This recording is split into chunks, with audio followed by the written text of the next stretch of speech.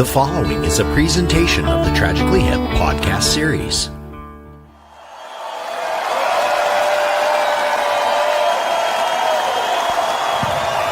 Okay, we are officially into uncharted waters. We never do third ones.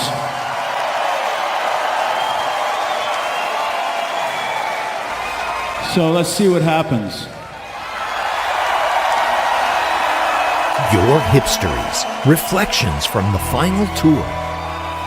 Hey, it's JD here, and I want to welcome everybody to Your Hipstories, reflections from the final tour. This is our first stop on the Man Machine Poem Tour. It is July 22nd, 2026, and exactly 10 years ago today, the Hip hit the stage in Victoria and tore the motherfucking place up. But going into this event, we didn't know exactly what was going to happen. And so what I've done is I've assembled some panelists who were actually at the event, and we are going to get from soup to nuts when they heard about the concert, when they got their tickets, at the show, and beyond. And I'm really excited to kick this off. Today, joining us on the panel, we have got Chris from Kelowna, Jay from Edmonton, and Dave from Campbell River, Victoria, currently in Halifax, on the other end of the goddamn country. That's pretty cool. You're going to reflect back and you're going to think, so where were you? Where were you 10 years and a week ago away or so? Dave? Yeah. Oh, man. I can't believe it's been 10 years, first of all. Yeah, right? I haven't seen a hip show in 10 years. It's kind of shocking. I remember when they announced, obviously, the tour, the album, and the diagnosis, just being in a lot of shock and denial. And when they announced the tour, I remember, like, okay, I have to go, and just tried to be at as many shows as I could get to and experience as much of it as I could, because I had very, very, naive hopes that, they could still continue on for a long time more, but obviously that was not to be the case. So I was just, trying to, see what was happening and get as many shows in as I could. And you were at the first one. How cool is that? Yeah, it was, going to the tickets, trying to get tickets for that whole tour was insane. Absolutely. I've been able to, I'd seen the Hip at that point 19 times and never had trouble getting really good tickets for shows. Trying to get tickets for the last tour was stressful, to say the least. That was also the time where you had dynamic pricing coming out, all the bots and all of that was really coming to the forefront. So, you had no idea who you were competing against. So the fact that I was able to get seats, I was happy just to be in the building. I was fortunate to have floor seats, and they were decent. Not what I was quite used to getting normally, but I didn't care. I was in the building, and that's all that mattered. That's right. That's right. You just had to be there to witness it. Chris, what's your story? How did you get up to getting into the building? Yeah, so the tickets went on sale, I believe, late May, which was right around my birthday. So this was going to be a birthday present. And fortunately, the Victoria venue had two routes into getting tickets. There, I think it was Ticketmaster or the mainstream way, and there was the actual venue was selling tickets. I dumb lucked into fabulous seats through door number B. However, all it gave you was a voucher for tickets. You didn't actually have tickets. So I had to drive to Victoria, present a voucher at the window to be able to actually claim my tickets. And I'll talk about a bit later on. I got interviewed by CBC, Global, CTV, CNN about the process of my getting tickets, and it was a family event. My brother and I went as longtime Hip fans, and it just turned into this absolutely magical event. Magic is the word, isn't it? When it comes to a Hip show, but obviously the Man Machine Poem Tour in particular. God darn it, it was charmed. It was beautiful, a beautiful thing, to quote our favorite band. Jay from Edmonton, what led you to Victoria all the way from Edmonton? Yeah, so we were living in Calgary at the time, and we had actually a family vacation planned to the island. So as soon as I saw that the Hip was coming to Victoria for the first show, I jumped on there right at 10 a.m. and it was Ticketmaster for me. And it kept saying sold out, sold out, sold out. But I was persistent. It said that for 45 minutes, sold out, sold out, sold out. I just kept refreshing and just hoping for the best. And then all of a sudden, row 4 on the floor popped up for 3 seats, me and my daughter and my wife. And I couldn't believe it. I'm like, what? I was going to give up in probably I was going to give it another hour, but all of a sudden they were there and I just jumped on it. I couldn't believe there was actually 3 and it was row 4 on the floor. So, then, my daughter was 2 years old at the time and, we couldn't wait to get to the island, obviously. And we took our tent trailer there from Calgary and we parked that for a while because we were going to do the Hip first and then continued our vacation after that. But what an experience, I'll tell you. It was frustrating trying to get tickets. I feel everybody's pain. And then it's so crazy. I stayed on the Ticketmaster website and tried that for Vancouver, show 1. Because I said if I can get tickets to that, I'm just going to jump on the ferry and go back to Vancouver and watch it too. So I tried it and got row 2 on the floor in Vancouver. Same thing. It said sold out for another half hour. And then I just kept pushing refresh.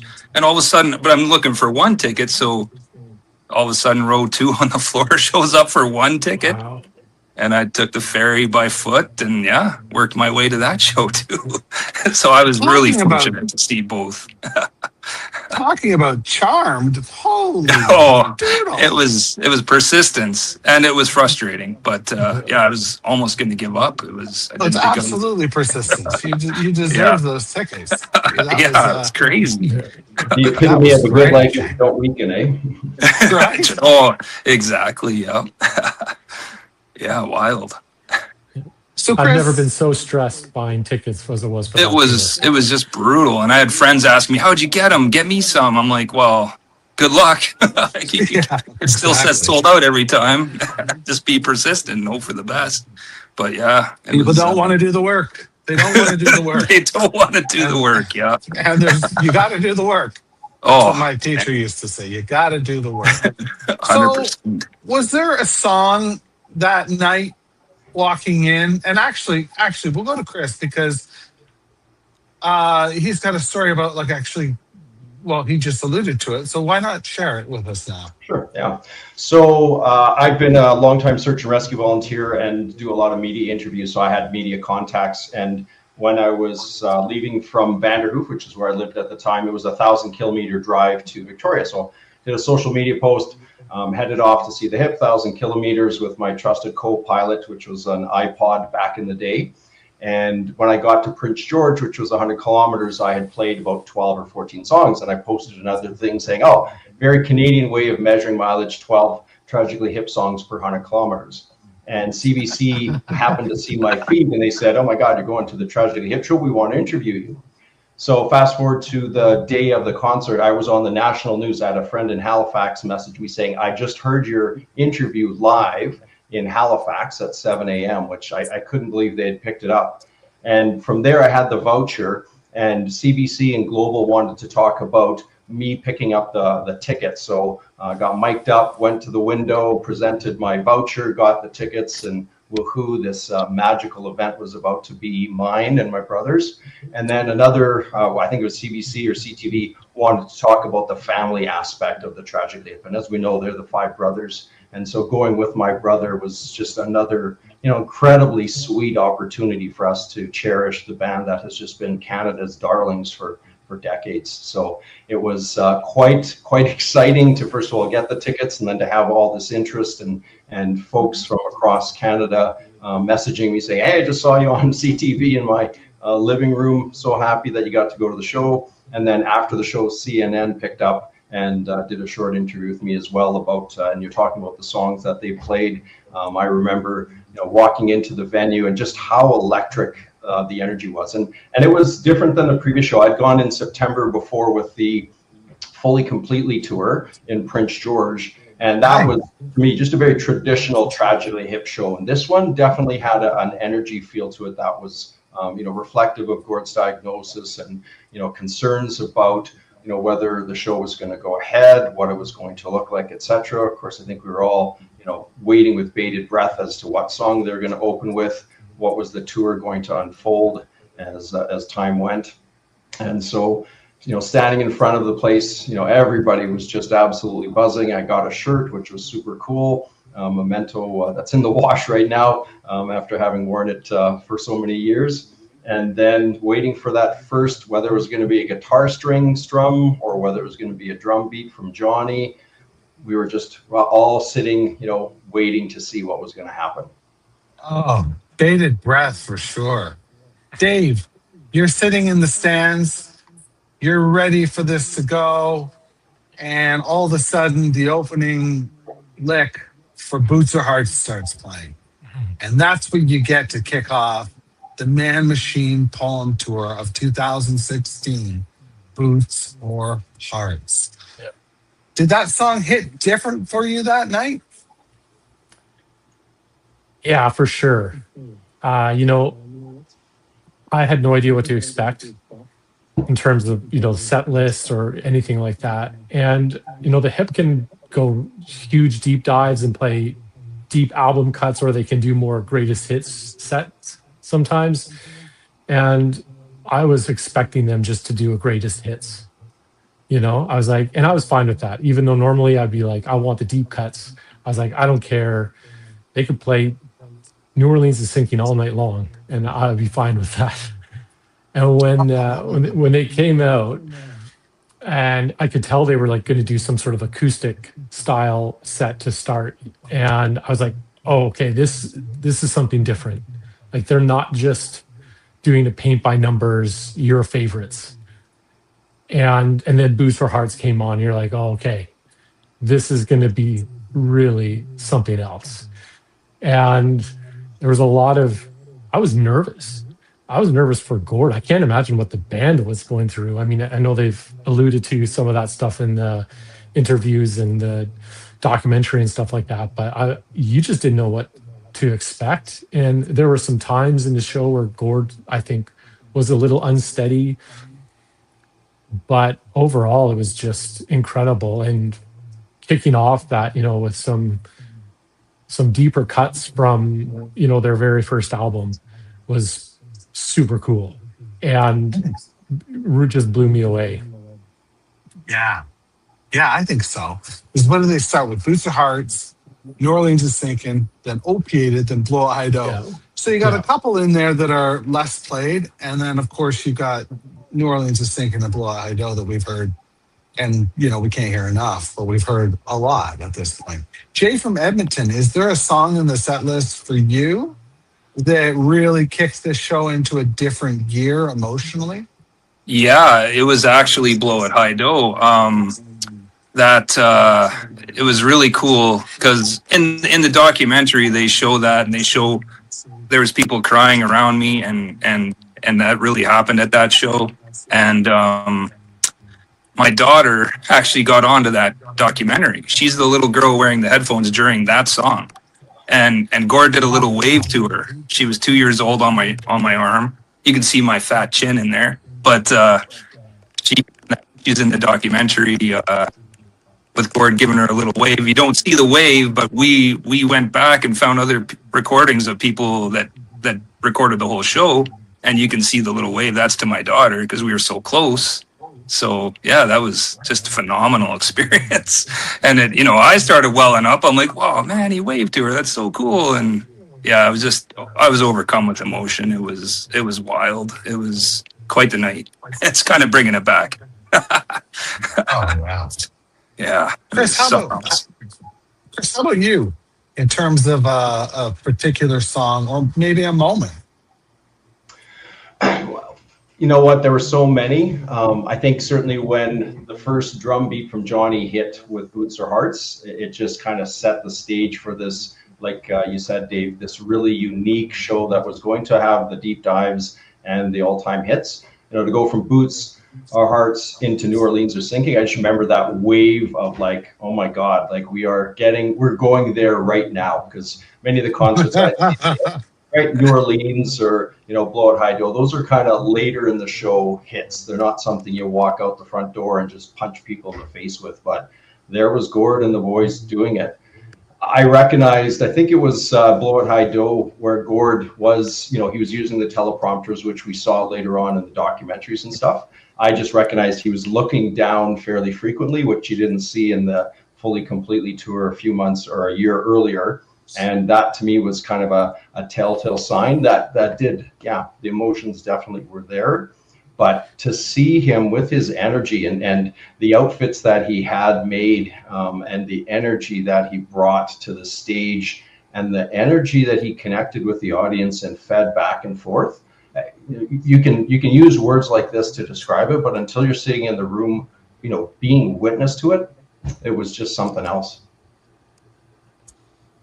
I gotta say, you guys got to break the ice on a couple different things, because leading into this tour, Dave, we didn't know that he was going to come out dressed so garish.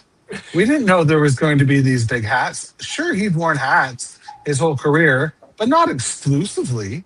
But suddenly on this tour, and there was a reason for it, I get it, but this hat has now become synonymous with Mr. Downie, and it's very interesting. What the hell was going through your head when you saw the band march out and they were in that tight little circle, if I recall, to start the show? What were you thinking when you saw, this jeans and the Return of the Jedi shirt kind of guy dressed like that? Yeah, that was wild. Blown away. You were just like, what is that? I mean, I think around 18th row, so I was a little bit further back, and it was just glittering like crazy, and he stood out so much. And then you also got the changes too, like he would change his outfit, and the Jaws t-shirt, I think that's classic Gord right there. But yeah, his whole outfit was just out of this world and completely unexpected. I mean, he's had a sense of style, and the guys are pretty understated. I think Rob Baker has a little bit more finesse in his style, you might say, than the other guys on stage. But yeah, I mean, you've seen Gord in suits and looking, dapper, but nothing as outlandish as that. But it fit for sure, and was added his whole other element to the show. And my reaction there was just kind of jaw on the floor, totally just breath taken away. How about you, Jay? What were you thinking? Oh, same. Like it was, I was watching my daughter react to him because he had that big feather as well, and she was she just kept pointing up and like, look at the feather. She's 2 years old. That's what she was drawn to. But I couldn't believe the silver suit, and yeah, I was like, wow, this is really happening, and it sounds really good. Chris, I'll ask you the same question. Yeah, I have to say what I interpreted it as, there was quite an air of sadness with the diagnosis and concern, and my brother and I really looked at it as a kind of flip the bird at cancer and at the doom and gloom. Gord's alive. The band, the Tragically Hip, are on tour like they had been for decades. This was a Canadian moment that we were never going to forget. And let's just absolutely knock this out of the park and celebrate life while it's being lived. And Gord, I think, typified that with his outfits, with the fact that he, took the bull by the horns. You look at the set lists for the concerts. I remember in one of the documentaries, I think it was Paul was talking about how many songs they played, which they would have never done before he was sick. And then here he is, with health challenges that he had, all this pressure on him, and he steps up to the up to the plate, points at the fence, first pitch, and he just absolutely just glissades it right out of the park. And Canada absolutely erupted as a country across the entirety of our nation. It was, to me, those outfits just absolutely captured Gord and all five of their attitude of like, yeah, we're here. Nobody said we're dead yet. I'm remembering some of the bootlegs and live versions of Poets, bring out your dead, bring out your dead. And it's like, no, we're not dead yet. No, not at all. Oh boy. Yeah. I remember thinking, I don't know what this is. I don't know what this is. But I really like that interpretation of the, flipping the bird at cancer. I think that's a nice way. Like, cancer isn't going to be the leading story tomorrow in the Globe and Mail. It's going to be what was Gord wearing, and that's going to be sort of like, we're controlling the narrative here. Cancer isn't controlling the narrative.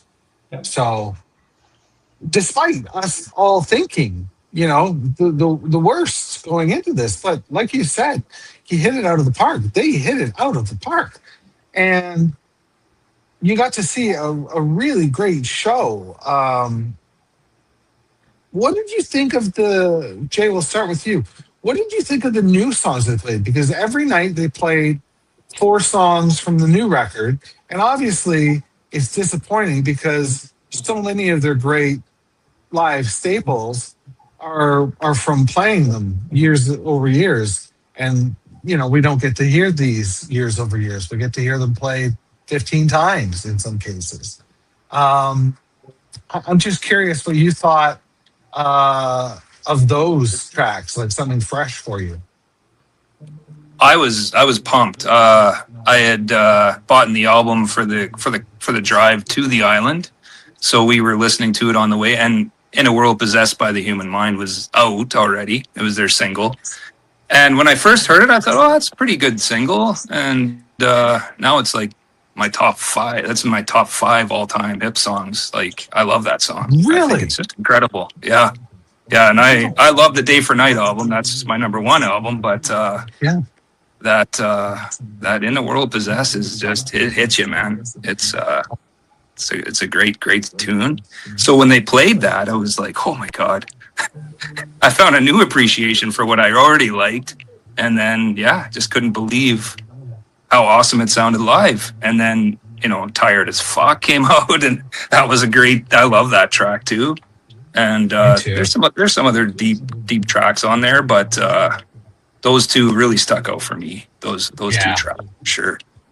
Those are standouts on the record as well. I think I got it in front of me here. Machine and What Blue is the other 2. That What Blue. Yeah, great track. Yeah.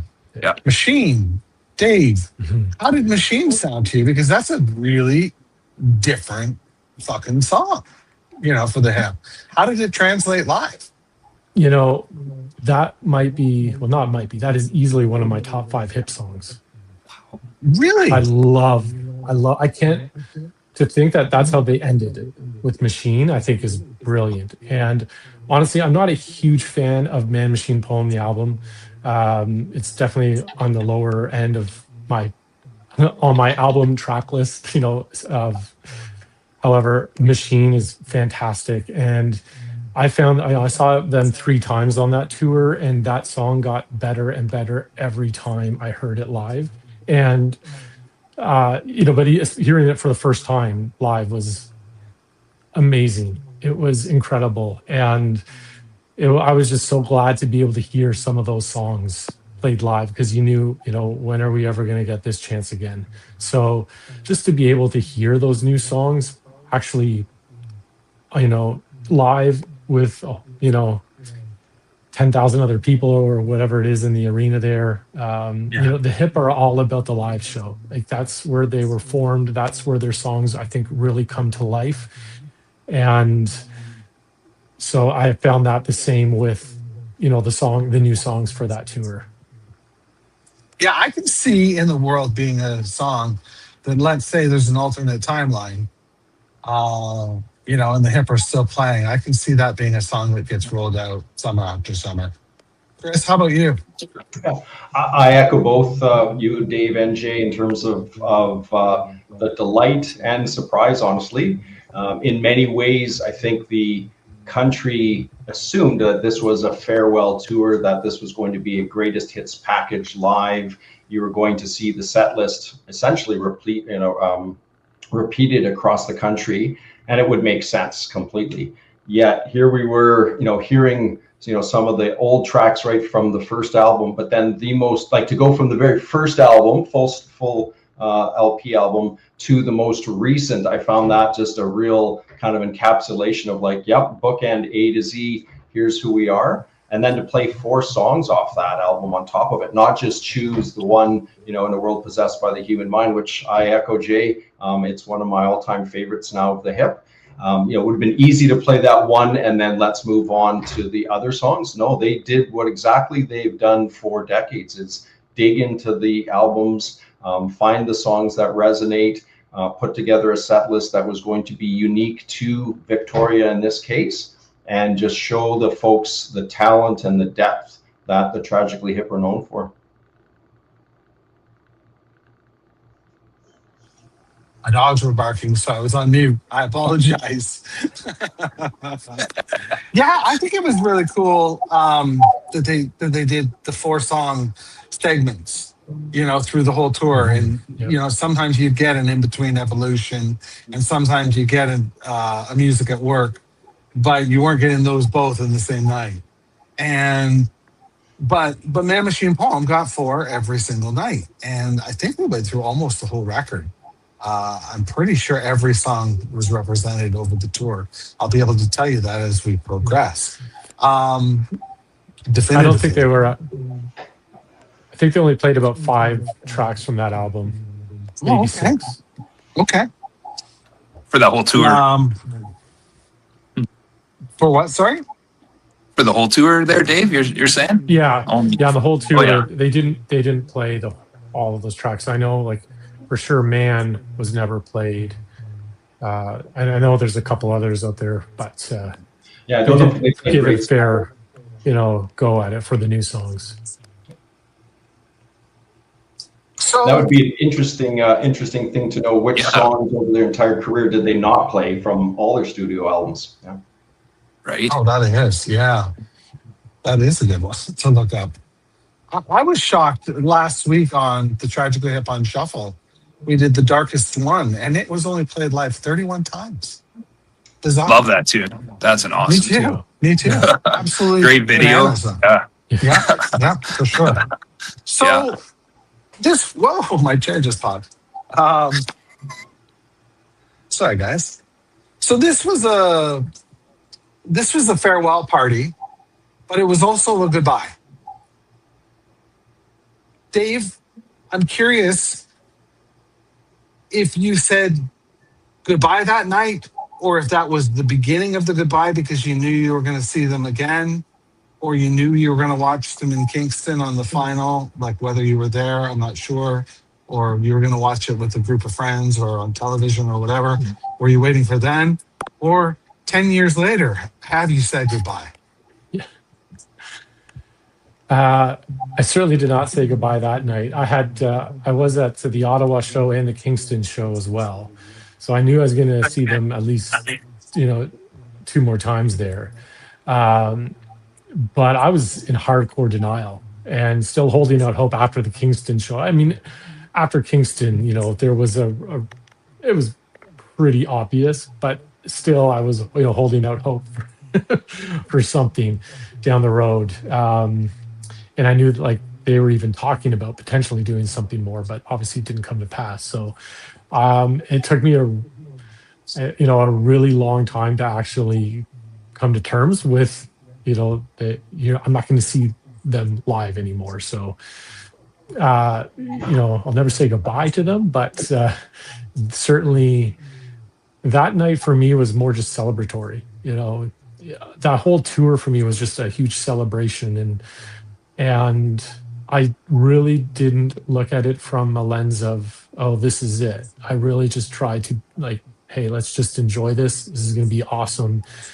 And they put on an amazing show, as they always have. So for me, it came down to just I want to see them.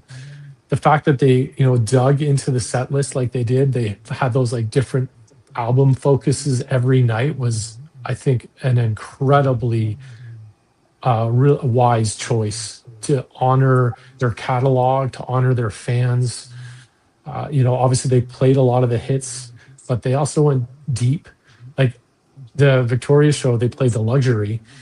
That was my 20th show. I'd never heard that song live before. Wow. So I was like, they broke that out, and I was like, yes.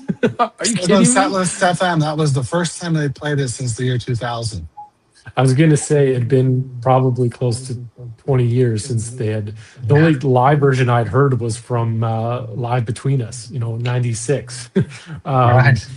And yeah, when they broke that out, I went nuts.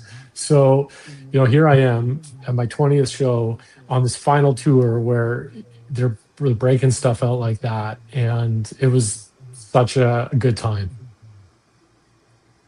It was an amazing time. I wish I had been there, but it was an amazing time, the show that I went to, and we'll get there at some point.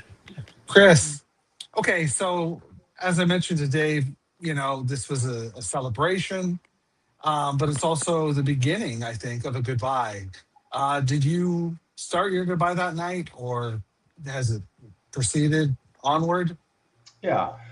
For starters, during the show, I think there was an ebb and flow of emotion as we recognized some of the impacts of the illness for Gord and kind of felt that weight.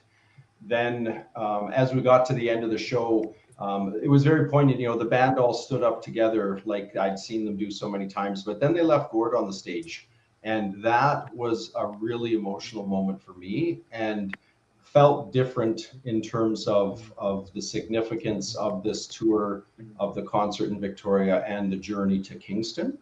The way Gord, kind of fed off the audience and just kind of looked out, it felt in many ways that he was saying goodbye. What was interesting was after the tour, Rob Baker was still quite active on Twitter at the time.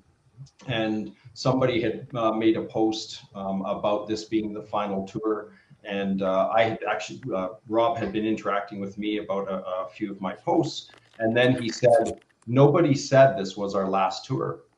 And I just remember that kind of defiant, again, flip the bird to cancer, flip the bird to anyone who thinks this is the end of a journey or road for this, for these 5 incredible musicians and brothers, was very evident, even through the social media post. But I'm also remembering as I left, the concert ended, we were all waiting. They did 2 encores, which was just absolutely epic. They closed with Ahead by a Century, which, it's one of those quintessential Tragically Hip songs. We waited to see, because there's just so much energy in the band, and they had done such a spectacular performance. And then I posted, that old Elvis, post, and I said, and Gord has left the building. Because it became evident that the show was over, and it felt for me that this was different. There was something in the air, and of course we didn't know the secret path was still to come.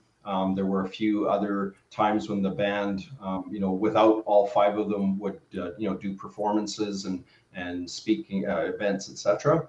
And then fast forward to the tragic news in October. I think it was 2017. That we saw, the sad end of an absolutely magical person's life. There's no way that these shows aren't going to be a downer, right? Like, we all went to celebrate, and we all are here today to celebrate. But God damn, it still stings, doesn't it, Jay? Oh yeah, Yeah, it stings. You know, what an incredible legacy to release that many albums. You know, when they did that tour where they played all of the In Between, Evolution, and In Violet Light. They did 5 shows at the Jubes here in Alberta, both Jubilee auditoriums. I went to 3 of one, the Calgary ones, and 2 of the Edmonton ones. And yeah, like to imagine not seeing them again, yeah, that hit me hard. It was still does, but yeah, that was. But I was getting to see them in Vancouver, so I didn't really feel that night. I felt it in Vancouver big time, for sure. Yeah, I bet. 'Cause Knowing then that's the last time. Yeah. that's it. Now we didn't get to follow along, other than through newspaper articles and the web for sure, blogs, news sites on the web, magazines and things like that. They were still here. How quaint is that? But we did all get to watch the final show, whether you were there in person or not. You had the option to be one in 3 Canadians who watched National Celebration and absolutely were devastated and blown away at the same time. I would be remiss to not ask each of you where you were on August 20th, 2016. And we'll start with Dave. Yeah, I was lucky enough to be in the building there. Wow. Yeah, getting tickets for that show was a nightmare. I ended up, because I was part of the fan club, so I got the, you know, pre-sale for the tour. So the first morning they went on sale, couldn't get tickets for Kingston. The next morning it was like the Amex sale, and I was like, I'm going to try the Kingston pre-sale again, or not the sorry, the Hip Club pre-sale again that day. I was able to snag 2 tickets, side stage 11th row. We're looking like right at Robbie, and so being in Kingston that day and that concert was. I've never been in anything like that. The closest I came was I got to see Oasis last year in Scotland. 70,000 people, all a massive celebration, all singing along.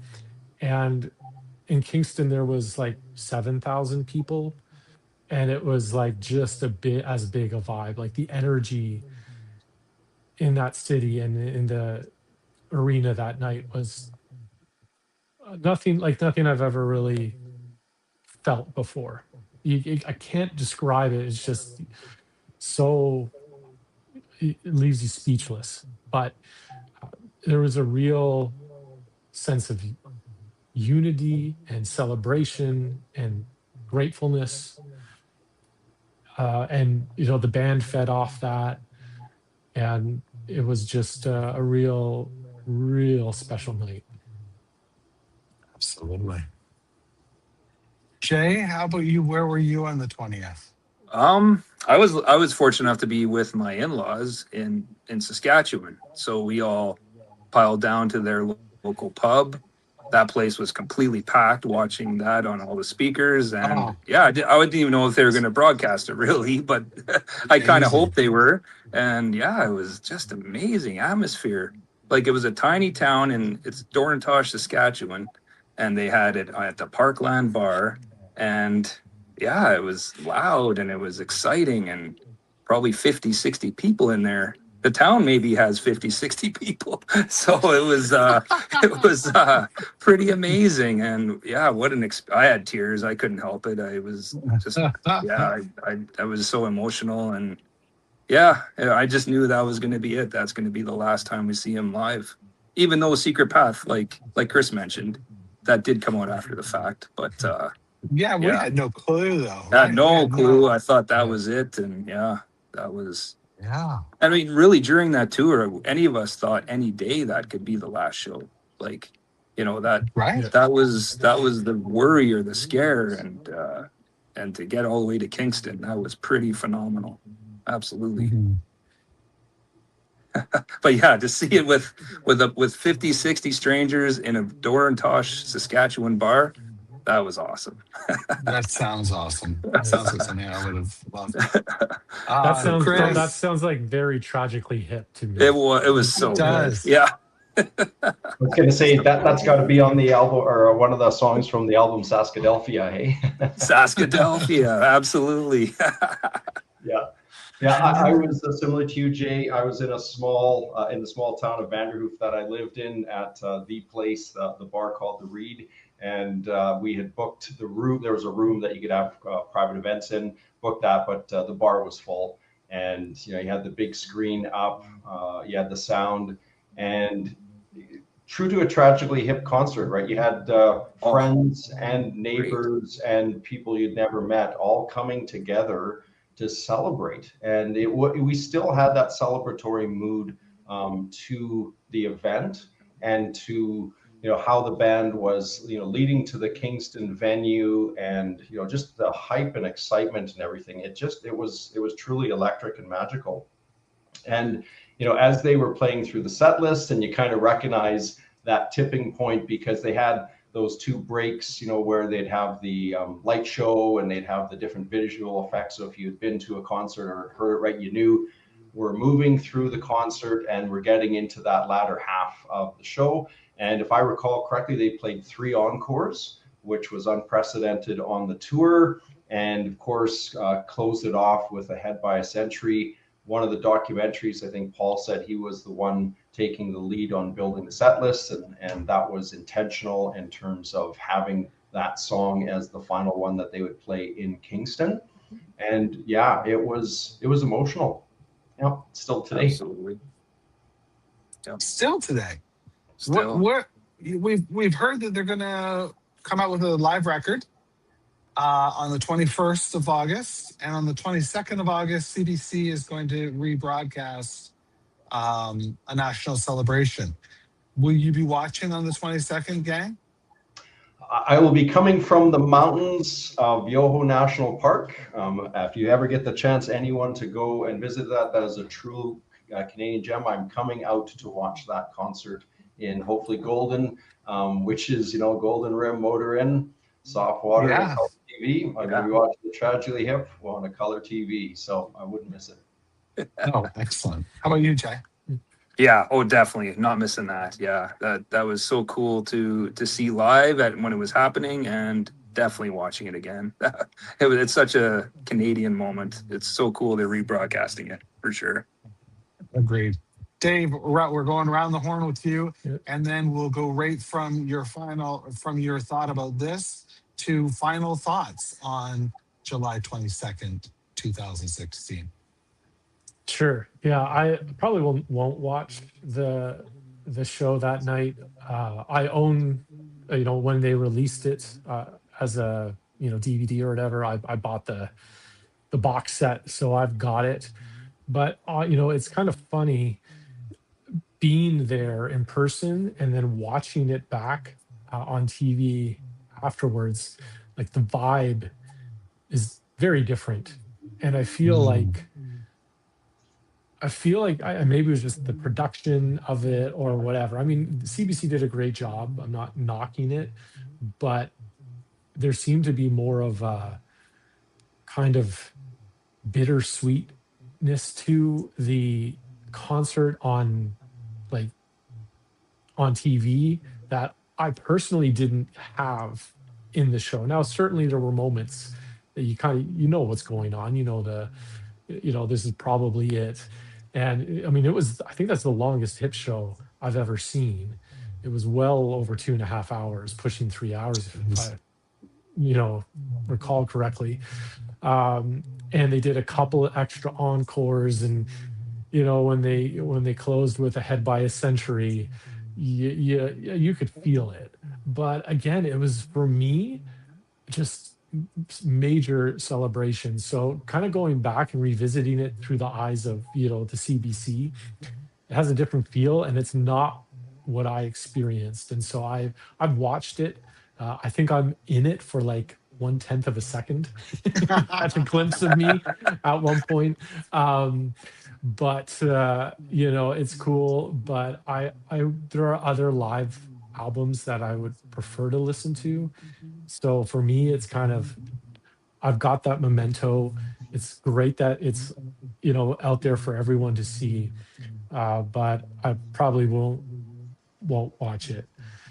Going back to your final question there about the Victoria show, uh, you know, all the pressure they were under, all the uncertainty, and they came out with a banger of a show and played so many different songs.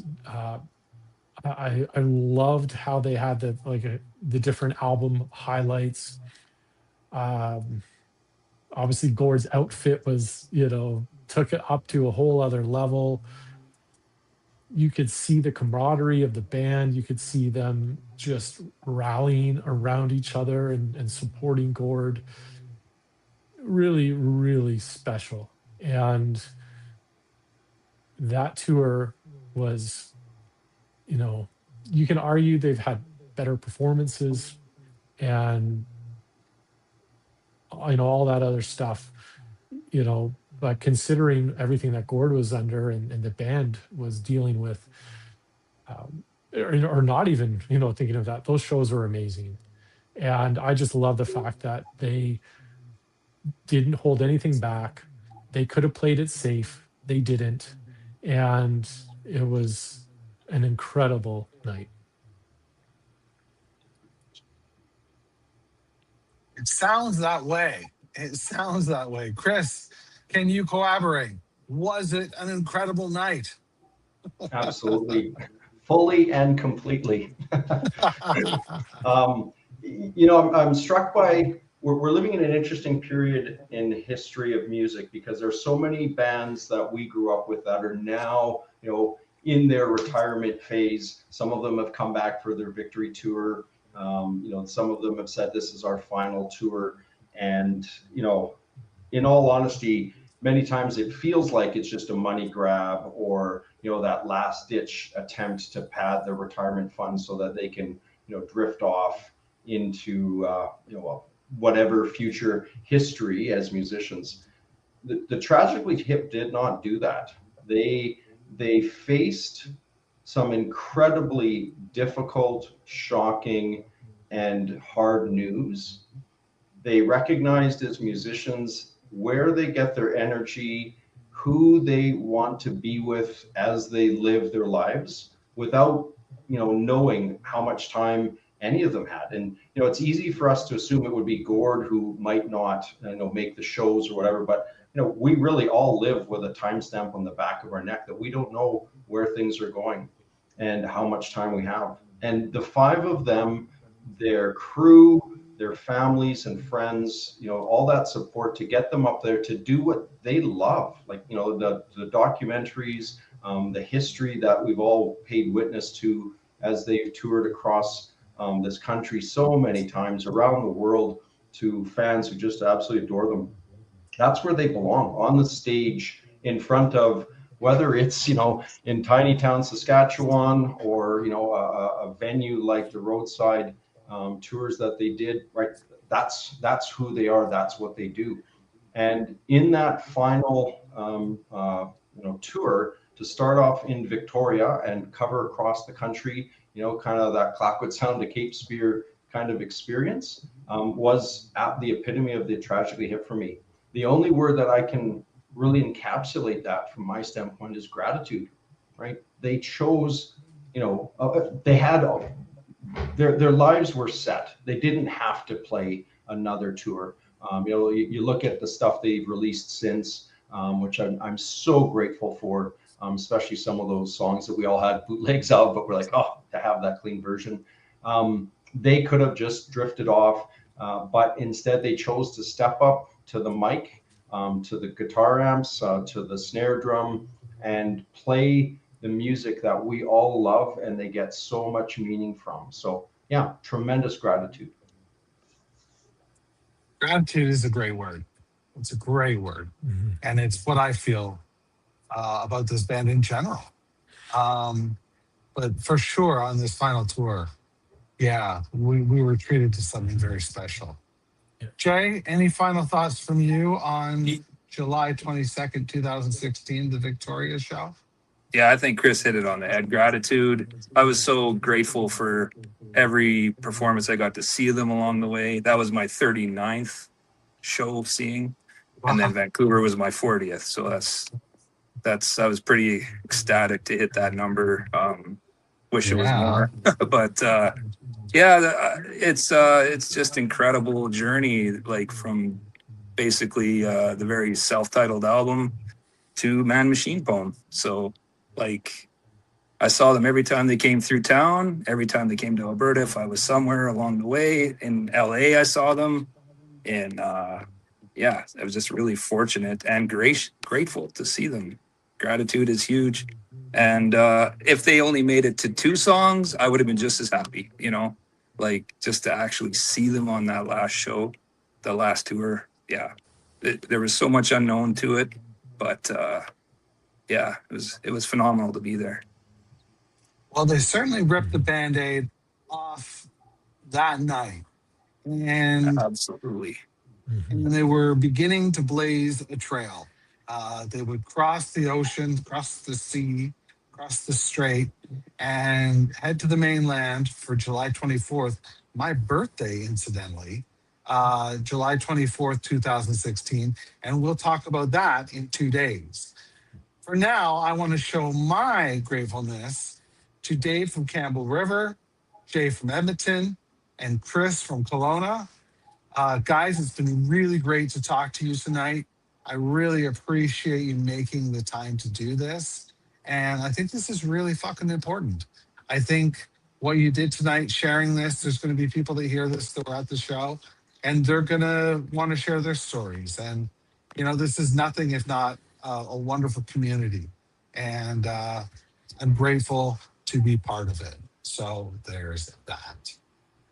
On behalf of Chris, Jay, and Dave, this is JD saying good night and pick up your shit.